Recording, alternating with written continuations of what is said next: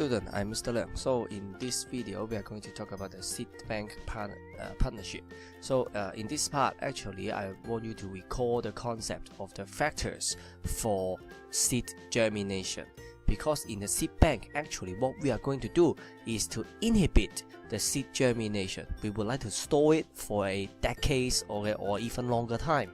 So the point is that we know the concept of seed germination, and now it's time for us to reverse the concept to inhibit it. So for the general description for the seed bank, so we know that it's a way to conserve the different plants, the biodiversity in the plants kingdom. So we need to collect and keep the seed. So the first question is that you need to think, even the same question is going to be asked in the question. So is that why do we need to keep the seed but not the whole plant? So there must be a reason behind it, and the description is that the seed from over around 34,000 species. So it seems a very big number for us, but actually it only represents about 30% of the all wild plant species. So that's why there's a long way to go. So that it aims to conserve seed from 25% of the world's plants by 2020. So actually, we need to keep and conserve the seed for a long term. For example, if there is any disaster or even nuclear attack in the world, so actually we need to keep the variety, the biodiversity in the plants first.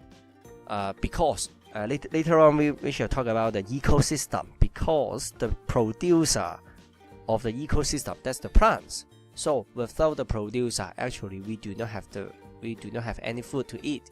So that's why the plants are so important. So the second paragraph is about the procedures for us to conserve the seed. So the seed collected for the storage, they are first cleaned to remove the dust. So at this point, you know that removing the dust, that's the first step. But the reason of removing those dust, because there may be bacteria or fungi or any spores in the dust. So that's why we need to remove those impurities. And after that, we need to dry and package the seed.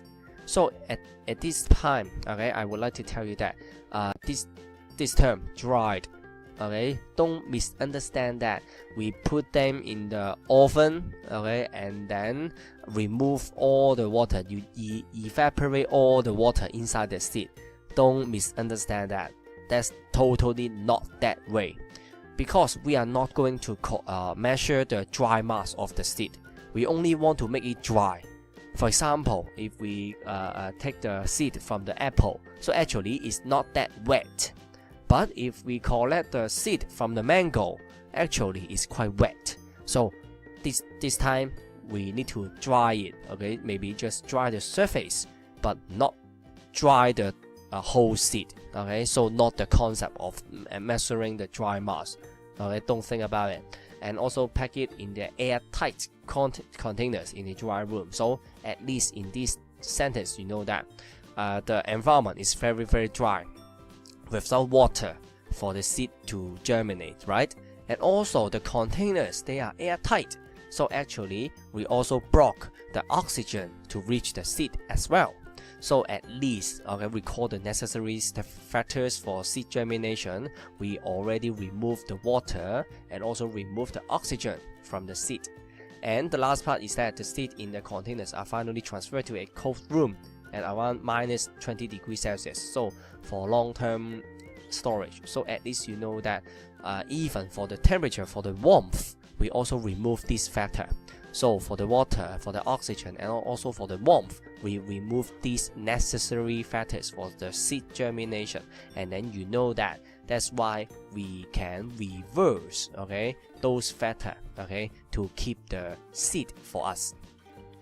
And for the question, suggest two reasons why it's better to store the seed rather than the whole plant. At least I want you to think about the storage space, maintenance cost, storage time, and also the genetic variability. So at least according to these four pictures, you know that by conserving or keeping the seed, or keeping the whole pot of the plants, or even keeping the trees, you know that the storage space and even the maintenance cost, which one, okay, storing seed or storing the whole plant, which one is cheaper, or which part it can save you some space, okay. And for the other part is that the storage time for the whole plant, okay, for the whole plant they will die at all. But the point is that for the seed, we can just keep it in the dormant stage, okay. They are so-called sleeping, okay, to overcome those very adverse environment, very dry, very cold, and without oxygen environment. And also for the last part, the genetic variability. That means for all the plants, okay, for example, I picked the picture of the rose, okay, for you, the red one, the yellow one, the purple one, okay. We have many types of roses. So the point is that if we would like to keep the genetic variability of the red rose, the yellow rose, the orange rose, something like this, we do not keep the whole plant, right? Okay, the whole pot of the plant. So if we only keep the seed, okay, the seed, or they can develop into red rose, the seed they can develop into yellow rose, the seed they can develop into pink rose. So actually we keep the seed, so we can still keep the genetic variability, but not the whole plant, okay. Waste the space, increase the cost, or something like this.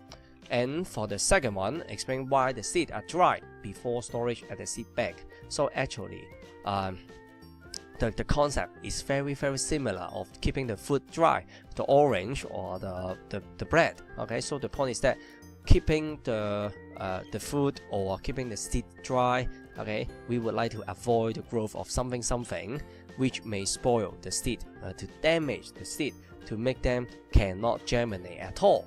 So that's why we need to make it dry, okay. So that's the hints for you to think about it. And question 3, what is the purpose of storing the seed at minus 20 degrees Celsius? So the point is that by mentioning the temperature and the relationship between the temperature and the organisms, most likely we also use the enzyme activity to explain it. So at this point, you can also use the enzyme activity and the temperature to explain why do we need to keep the seed at the minus 20 degrees Celsius. So especially the enzyme activity, they are involved in the seed germination. And the question 4 is that why are the seeds stored in the seed bank sown at regular intervals? So the point is that what I want you to consider is that, consider that what may happen after the seeds are dried and stored at very low temperature for a long period of time. So actually, you know that after storing the seed for a long time, the purpose is that we would like to sow the seed, okay, and then grow a new plant again, okay, a long time later. So the point is that we at least to ensure that the seed they are should still living or alive after they are dried and stored at low temperature, because if they are dead already, so actually we are keeping nothing, okay, useless, okay, we are keeping the dead seed, okay, it's useless. So the point is that is regularly, okay, we need to put the seed to sow them to let's see whether they can grow at all.